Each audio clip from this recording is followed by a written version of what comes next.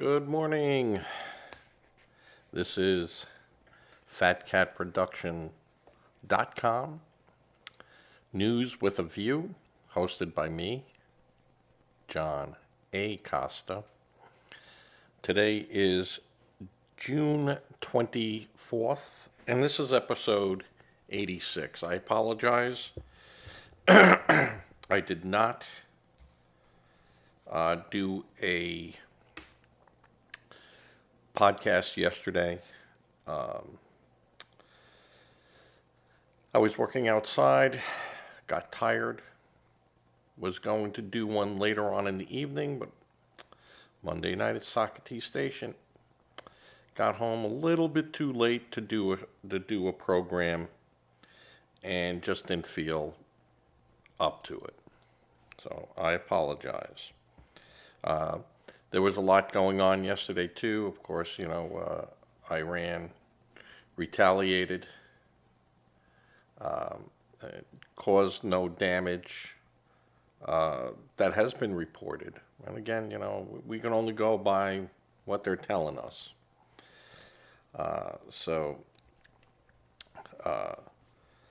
The tensions are still very, very high there. And, each side is kind of now waiting to see what the other person does.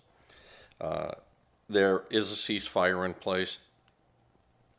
It's a jittery ceasefire. Iran sent 10 missiles over to Israel because Israel allegedly violated by bombing. President Trump got on the horn, ordered Israel to stand down for now in a powerful phone call and a news briefing. The phone call was to Netanyahu, and in the briefing he said these guys are just so used to fighting with one another. And, at this point, bombing became real easy for Israel, that they have to stop. Let's see what happens.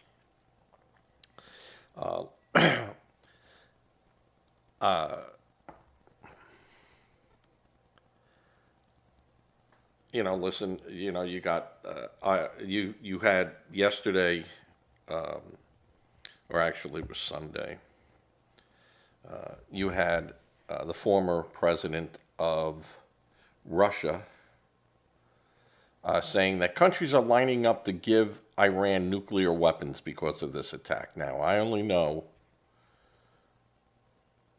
less than two hands of countries that have nuclear weapons. I don't think France is lining up to give them. Almost certainly England isn't.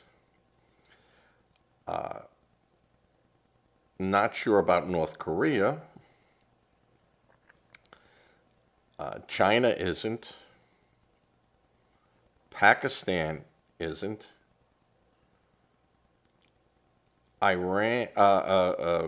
India isn't. The United States isn't. So, who's left? Russia? Now, I realize this is the former president speaking and not Putin. But I would just say that if intel sources showed that Russia was trying to send or deliver a nuclear weapon to Iran,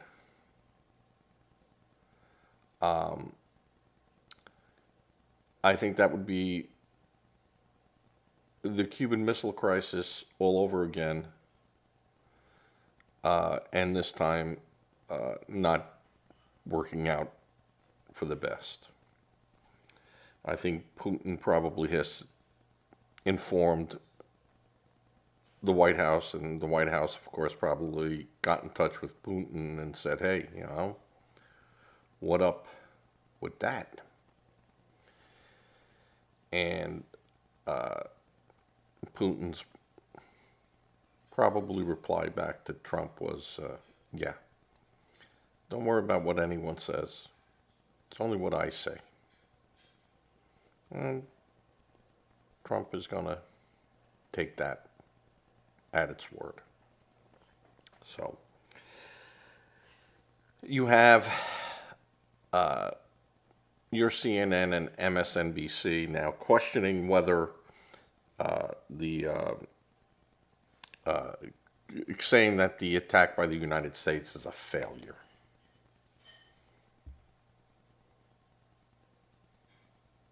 And that we didn't destroy anything of value, and anything that the left media can do to put down the United States, to question us, and not in a good question way. I mean, Iran needed to be dealt with. They presented the opportunity, and we took it. Iran has been a rogue nation, has supported terrorists that killed tens of thousands of people, killed our soldiers. The Beirut bombing was an Iranian-sponsored attack. All the proxies around Israel that attack Israel paid by Iran. Iran was the largest sponsor of terrorism in the world. And you had presidents afraid to deal with it. And this time you had a president that said, I'm going to deal with it. And did. And a lot of liberals are unhappy about that because they supported Iran. If you support the Palestinian Authority, you support Iran. If you support Hezbollah and their activities, you support Iran. And that's just the way it is, folks. And you might not think it that way. No, we support the rights of people. Well, how about the rights of Israel? How about those rights? All right? You forget that. No other nation has said we're going to, our destiny is to destroy Zionists. And when you speak to these people and they go, no, that's not Jews. That's Israel. We're just talking Israel. And then you ask, well, what's a Zionist?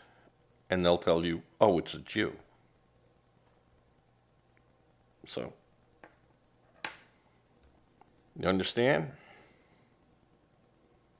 India is not saying our goal is to wipe out Pakistan or wipe out China or wipe out the United States or wipe out Israel.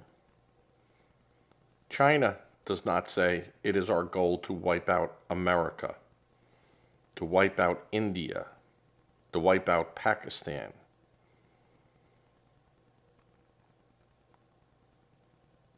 None of those nations are saying that we are for wiping out a group of people, just a group, except Iran. And the last person who did something like that was Adolf Hitler. And guess what he did? Yeah. So we're going to start taking people at their word. And Trump has said that. and has warned Iran over and over and over again, stop your death chants. Stop death to America, death to these people, death to those people. Because you're going to find out that some people are just going to go, well, I'm not going to wait for you to kill me or my family. I'm going to kill you. And if you go up to someone and just put your finger in your pocket and point like it's a gun, that other person might turn around and say, well, you know what? I'm threatened by that. That's a gun. And even though it was your finger and your intention was never to really, your finger can't hurt anyone, but that other person didn't know that. And you said it was a gun, or you made it look like it was a gun, and the other person kills you. So, I'm going to go back to my favorite camera. The idea that Iran was innocent here. Now, they violated UN approved sanctions. They violated UN atomic surveillance. And all they started talking about again was wiping Israel off the face of the earth. But their nuclear program was not the intent to make an atomic bomb. Even though they started enriching uranium past the point of purely civilian use. And when I say civilian use, I'm talking about nuclear reactors and research and medicine. Taking it up to 60 and 70%. No bueno. Even though to take uranium to the plutonium level for weapon grades, you have to be in the 90%. But it's just a matter of refining. And those were those thousands of centrifuges that they were using. Given the time, they had the ability, they had everything there to use. And they continued threatening Israel.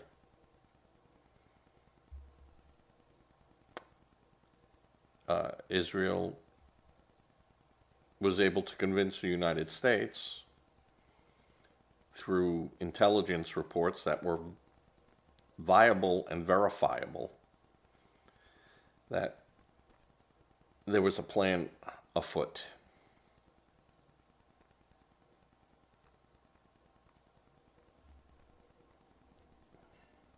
And now we're involved. But the reality, again, as I said before, since 1979, we've been involved. And those people, Democrats that are screaming War Powers Act, they never said anything about Jimmy Carter's use of it, Bill Clinton's use of it, Obama's use of it, who used it a few times, Biden's use of it. But when a Republican did it, oh, it's the worst thing ever. Well, guess what? Article 2 allows the president to do it. Shove it up your butts. This is, and I keep telling you, this is all going to come back to you in the midterms. You guys are going to lose horribly. Horribly. And it's going to be across the spectrum. Now, those Republicans that are not jumping on board with Trump, like Massey out of Kentucky, it's not a big deal to me. And like I said, I don't mind questioning the government. The government should always be questioned on what it's doing. That is our job as citizens. And he's a citizen, and he can question Trump's big, beautiful bill, And he can question what made Trump do what he did in Iran. I don't have a problem with that. Where I do have problems with our elected officials is when they start saying, he violated the Constitution. There was no violation of the Constitution. And people, well, it's an ambiguous violation. No, it's not. No, it's not.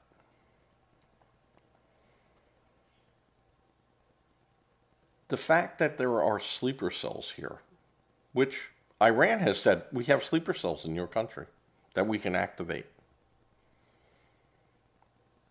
proves that we were an imminent threat. And Trump had every right to protect the United States.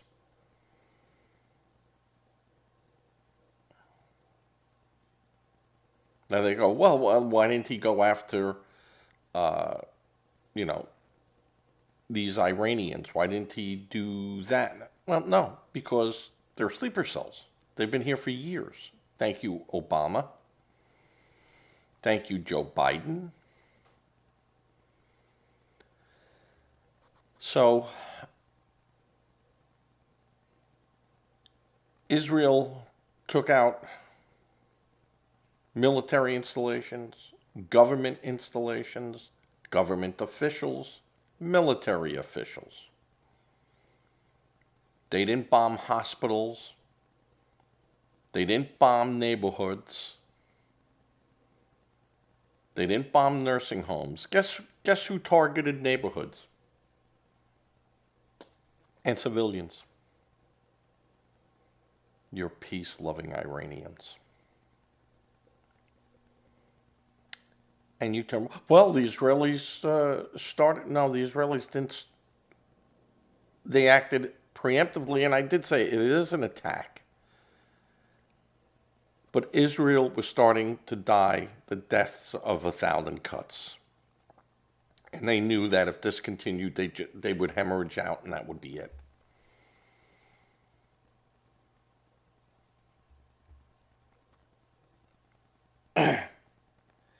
Did we get all the nuclear sites?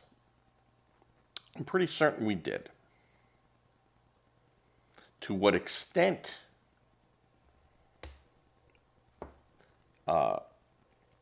did Iran move material before the attack, knowing that they were going to be attacked?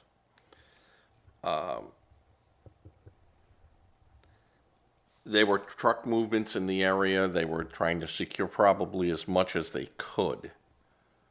They're not taking centrifuges out of there. It doesn't work like that, folks.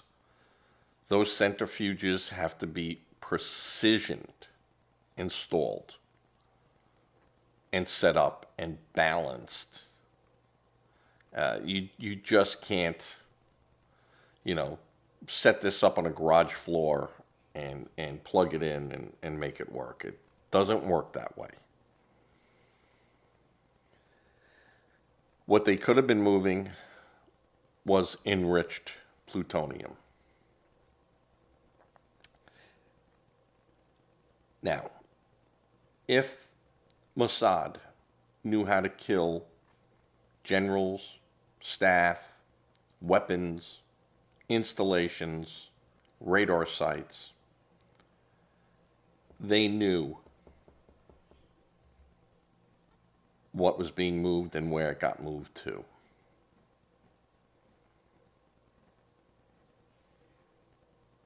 And probably for good reason, they didn't attack those convoys because they could have been there in,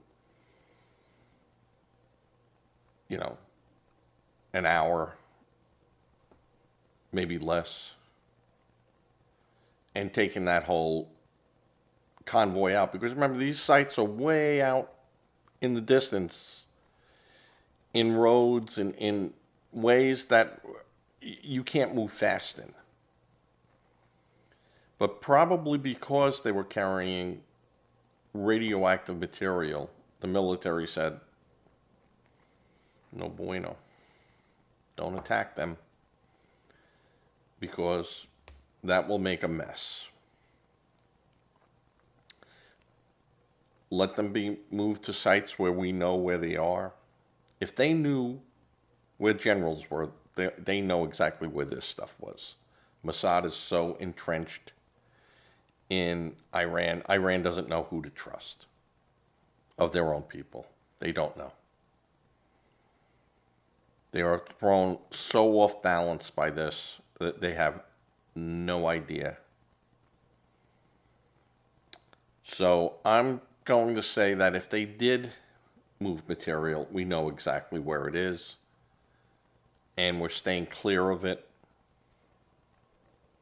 We're watching it. And this is only me saying it, but I'm pretty sure Israel is on top of it. Now there's a ceasefire in effect. Who benefits most from a ceasefire? I would say Iran. You took the pressure off of them. Iran has threatened to close the Strait of Hormuz, which would restrict about 20% of the world's oil. Now, back in the 80s, it was, you had all the Gulf nations turning against the United States and doing a boycott of oil to the United States. We don't have that problem now. Iran thought it was going to take its oil and, that this would drive price. Actually, oil has gone down. We don't need Middle Eastern oil. We don't need South American oil. Everyone could cut us off tomorrow, and we'd have oil. But it's when they cut off people that are our allies who need oil that is where the market strains. But that's not going to happen here, because, like I've said before, the Arabs don't like the Persians, and they are only way too happy to see Iran taken down. Whether or not there'll be a regime change, don't know. We haven't seen much of the Ayatollah. He's in hiding. Might even be dead. Who knows? Who knows? There are going to be protests going on, and of course, Iran has already said they obliterated U.S. forces and blah, blah, blah, blah. What they all say.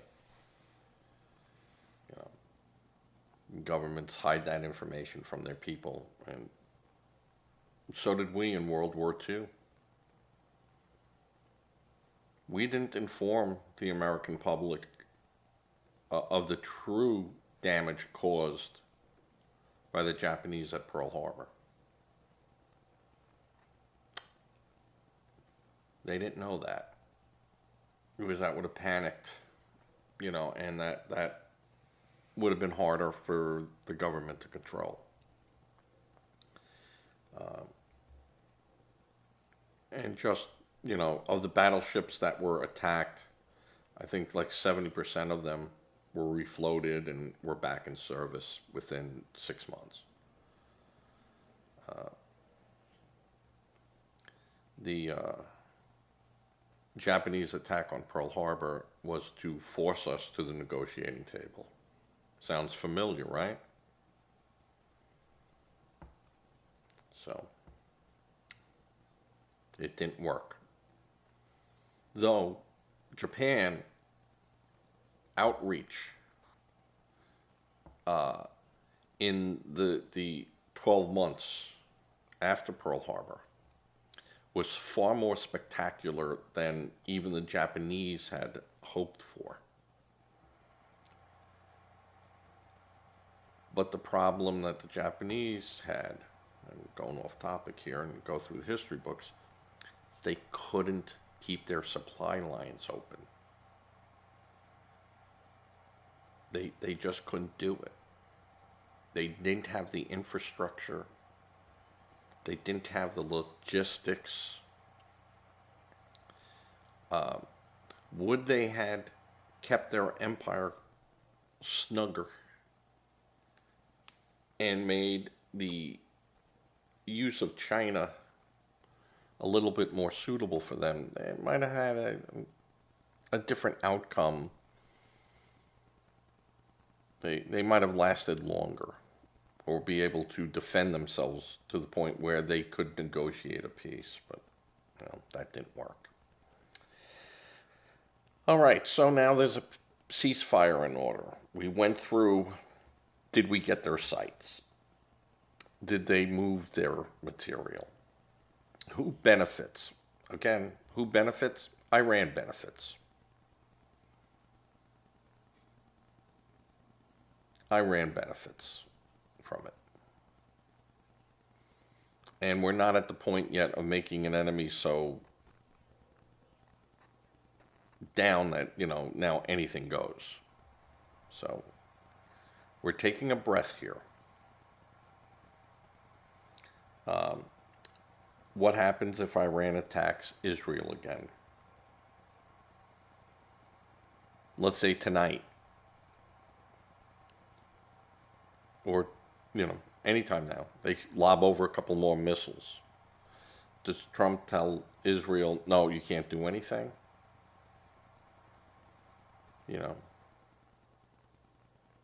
What happens if they hit something, they kill a lot of people?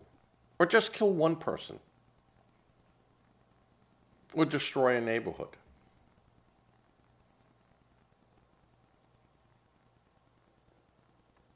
Then what is our response?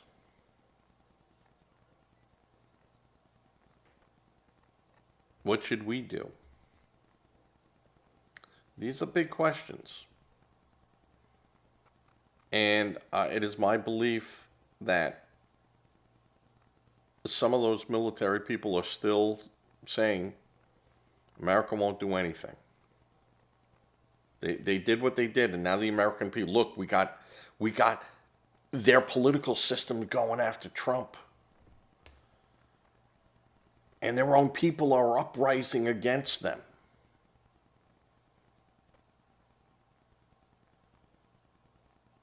The support is waning. That's what you have to worry about. Is a reckless move. Because our response won't be reckless.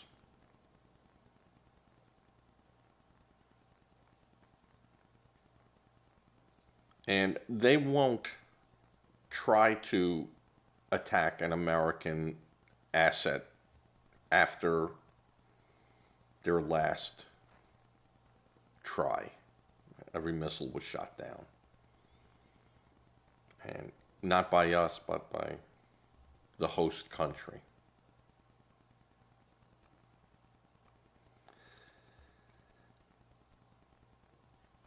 Now, that host country was also given warning by Iran. We're going to be shooting stuff your way. So, and the host country, said, oh, look, you can't be doing this because we shot them down. But what happened if they hit one of our towns? Or it misses by a mile? You can't do that. You did it. You told us. We knew where they were coming. We shot them down. But my feeling is they're going to go after our Navy. And when I say our Navy, our allies in the area. They will try to cause an incident in the Strait where we have to bring in some of our ships into a zone where the Iranians could strike at them. And the Iranians aren't going to try to take out, a fleet. But they will zero in on maybe 6 or 7 targets and just throw everything they got at it and overwhelm them. And that could happen. I mean, these ships only carry so many anti-shipping missiles, and you can only go so far with them.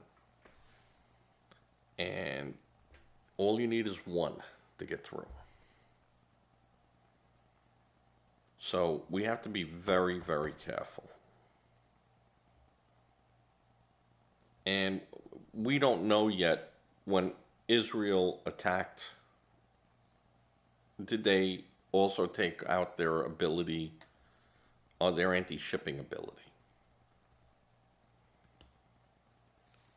Where those might not have been primary targets for the Air Force, the Israeli Air Force, because it posed no threat, to the Israeli Navy.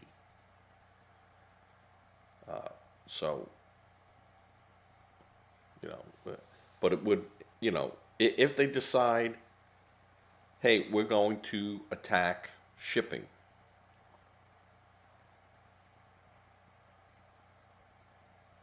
and, any ship in that area is a target. And what do you do? Freedom of the seas. We have a right then to go in there and smack them down. And that's how you get suckered into a war. But I would assume that Iran will try to do what they're saying they're going to do, and then target a ship that gets too close. Now, we might be able to say, hey, we see them lighting this stuff up, and we have F-35s in the sky already that they can't even see. Zoom in on them, take them out. So there's a lot of moving parts that Americans don't understand and get. You still have your AOCs and Sanders screaming that, any more action has to be approved by Congress, and this is no. Nope, it does not. There is no violation of the War Powers Act. So,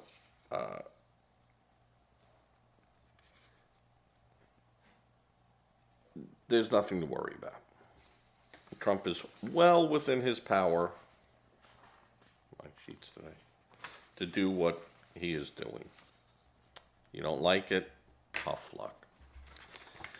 Another tidbit in the news today, the Supreme Court on Monday lifted a lower court order that prevented the Trump administration from deporting migrants to countries that are not their place of origin without first giving them a chance to raise fears of torture, persecution, or death. So, what the court has said is that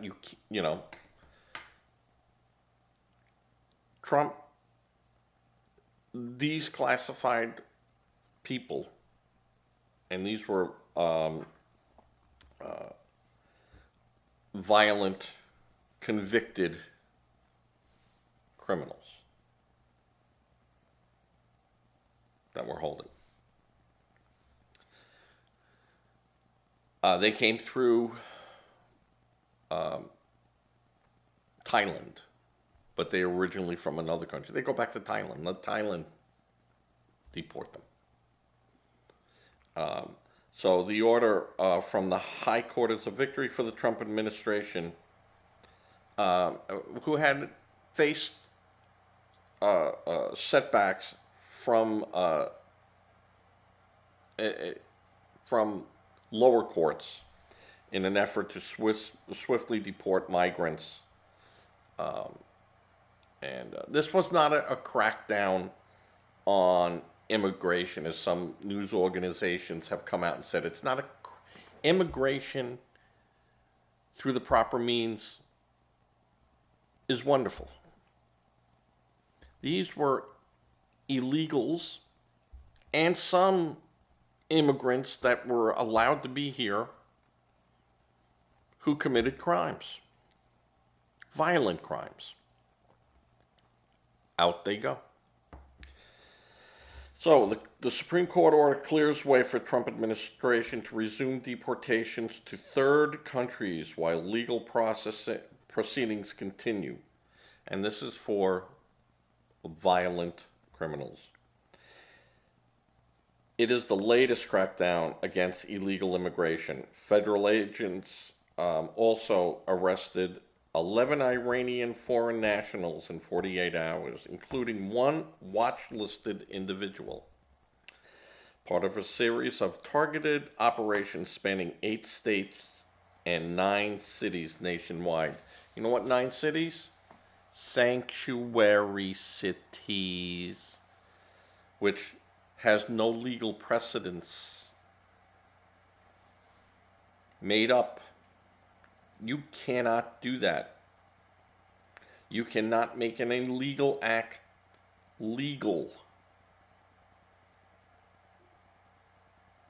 And when I say an illegal act, coming into America illegally is an illegal act.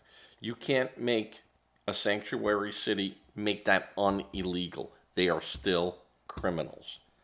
And you can't do that. The mayors of these cities, the people who took an oath to uphold the Constitution of the United States. And when they take their oath of office to support the Constitution of the state of, that is also the Constitution of the United States. It goes hand in hand.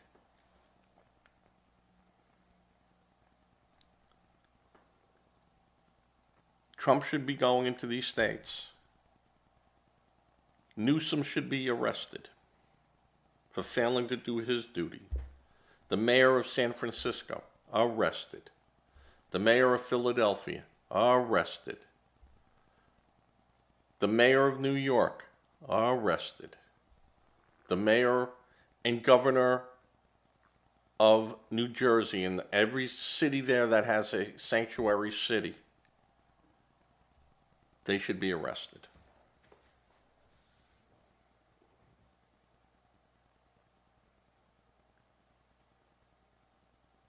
You can't make an illegal act legal. What you can do is go and make the act, change the immigration to say anyone can come over the border. You don't need to be documented anymore. And this goes retroactively, and we're going to put it that people that are here now that came over illegal can't be punished. Go ahead. Take that through Congress, get it through the Senate, and get it on the books. But until you do that, they're illegals. And our laws must be upheld. And practiced.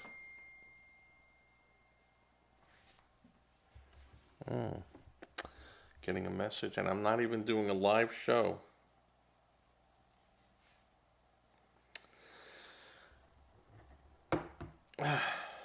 The idea that you can pick and choose what law. Tell me which law I don't have to obey. Or I'll tell you, here's a list of laws that I don't want to obey. I mean, that's how ridiculous this is. This is how ridiculous. So Trump wins a major victory. And this clears way now for other items on immigration that are kind of tied to this. Kind of tell you which way the Supreme Court's going to go.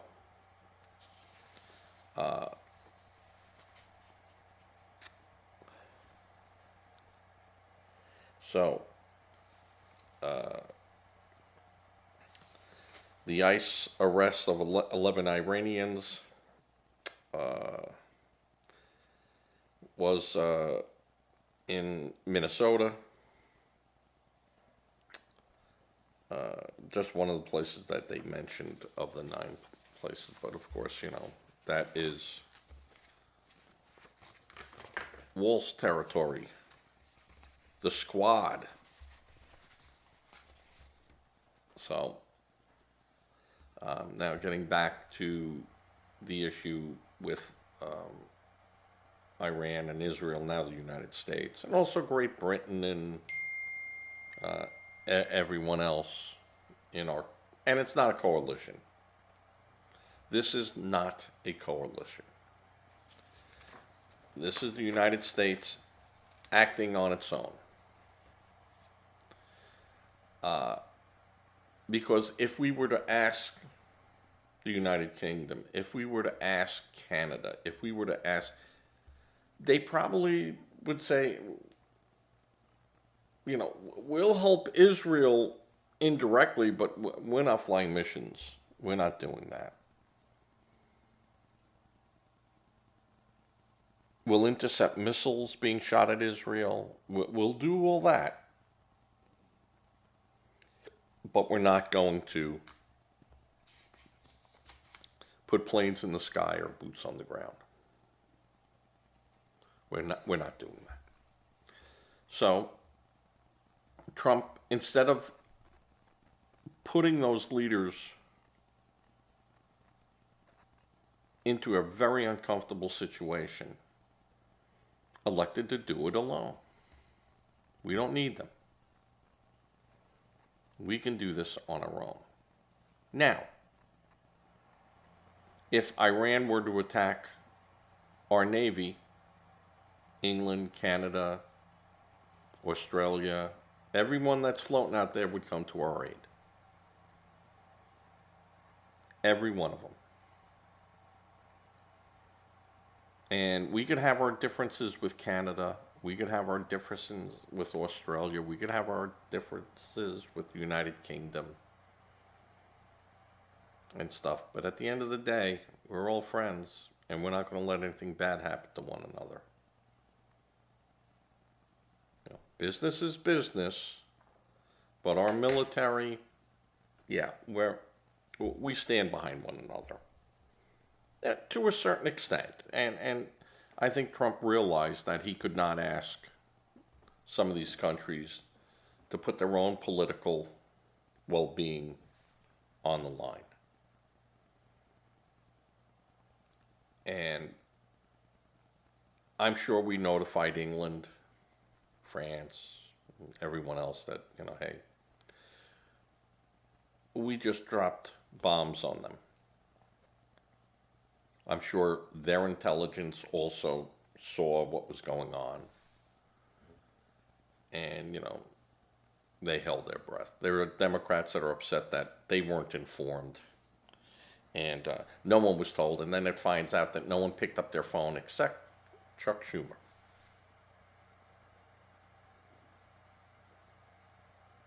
To be notified. Chuck Schumer was notified. As was, and that's notifying the Congresses. He's a minority. We already told the majority leader. So the Congresses were informed. So everything about, he didn't do it. Yeah, he did. And you have some left-wing media people, like Morning Joe, who's now saying that Trump was right in bombing Iran. And he kind of spoke a little out of turn where he said even Hillary Clinton would have agreed with the bombing. I don't know. I don't know if he should speak for Hillary Clinton. I don't know why he said that, and because that's a little much. You have other people, Bolton, and you have, you know, Bannon all, bantering their stuff. Uh, Again, I don't see it as a big deal that they're questioning it and stuff. And I said it before, it's America. We can question stuff. It's okay. What I don't want is your AOCs screaming it's unconstitutional when the bartender knows that Article 2 allows him to do this. The bartender knows this. But if she doesn't understand what Article 2 is, she should not be in office. Bernie Sanders, you know what Article 2 is. You've been there forever. You know that it's not unconstitutional. Time for you to leave.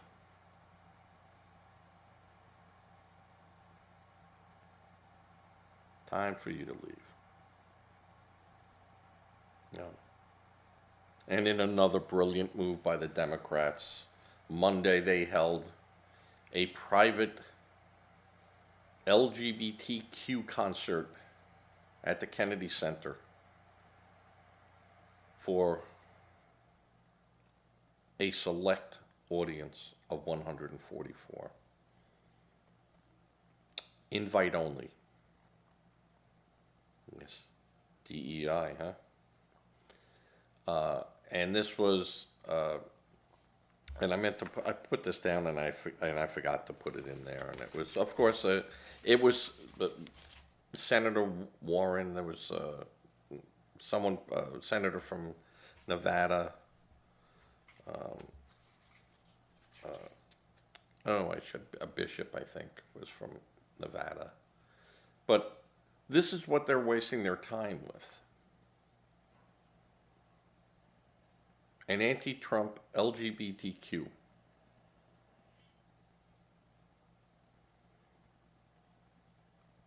And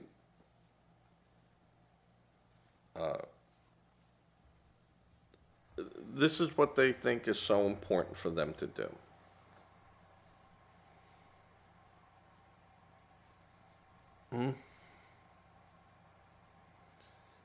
Their approval rating is so low that it's just going down. There's no pull up on it. Even with this, and even and them saying there's a huge divide now in MAGA against Donald Trump. No, there's not. This is fake news. You will have Republicans that in the Senate and in Congress that say, hey, I don't think this was a right move to make. That's not a defection. But there is no MAGA people that are saying, oh, but Donald, I'm changing parties now, in any great numbers. There's always going to be people to change parties, affiliations. That's going to happen. And the only way you'll see MAGA protesters out there protesting Donald Trump is if a crowdfunding company gives everyone red hats to wear and go out there and screams, we're again, we're Republicans and we're against MAGA. We're against Donald Trump. This is what he's done. They have to be paid. And I said before, there are companies out there that do that. And I think that some of these people will try to do that, and will try to have MAGA rioters, and they're not MAGA. They don't even live there. And but now, a lot of people in these groups are on notice that This baloney will not hold water. We will come in, we will arrest you, and we will find out exactly who you are.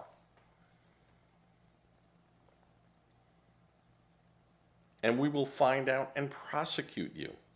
And you won't be getting out on $500 bail or no bail.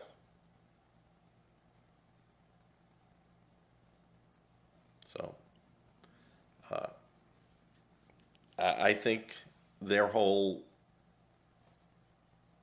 way of doing things now is changing drastically. And I'm paid protesters. Paid protesters. That's a protesting was always considered a people's movement.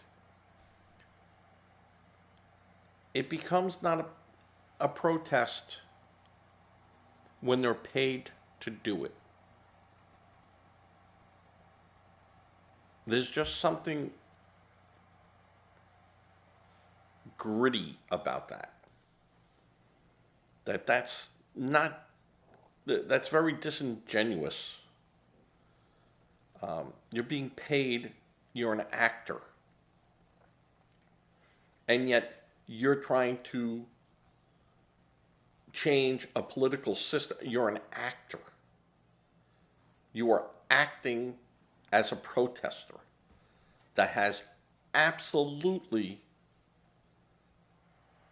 no intention of the change or care.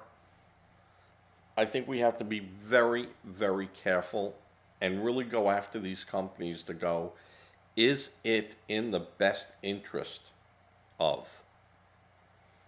And I would say no. A paid protester is not in the interest of anyone. It's not in the interest if you're a Democrat. It's not in the interest if you're a Republican. If you can't get the people out for your agenda, then you have a problem with your agenda. If you pay 300 people to show up there and scream in front of a camera, and they go, the hundreds of protesters showed up today. No, hundreds of protesters showed up for work today. And their job is to protest. So you might as well go to a Ford plant and go, 1,000 workers showed up today to work. News to follow.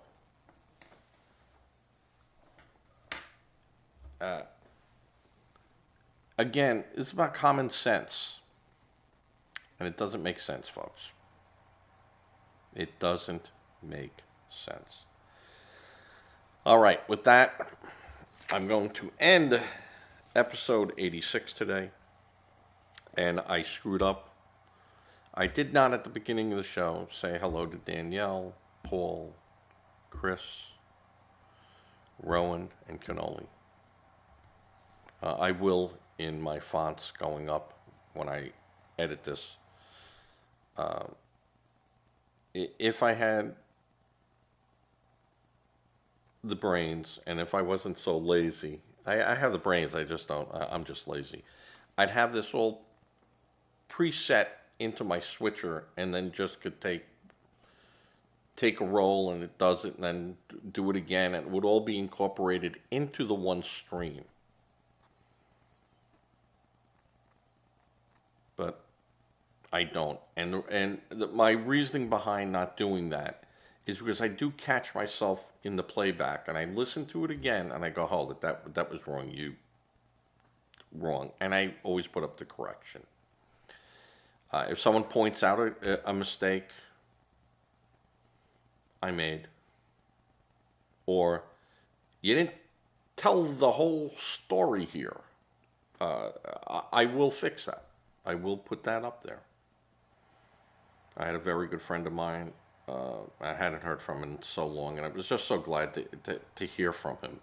And he critiqued something I put up on Facebook.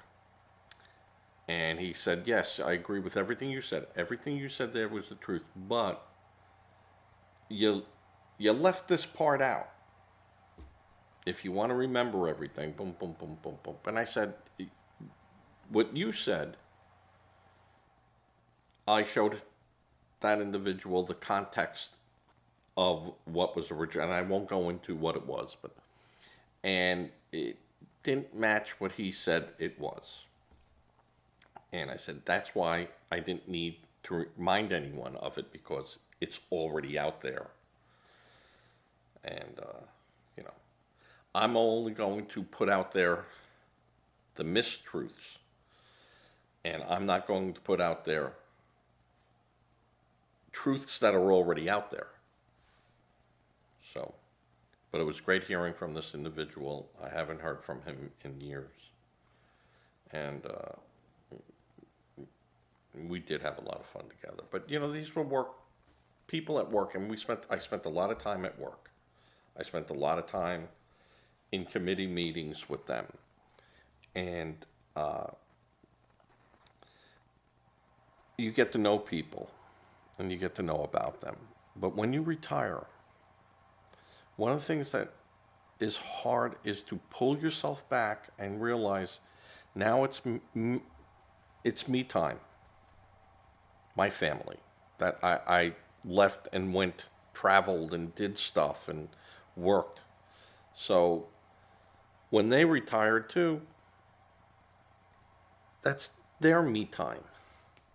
And sometimes you just have to let that stuff just go away.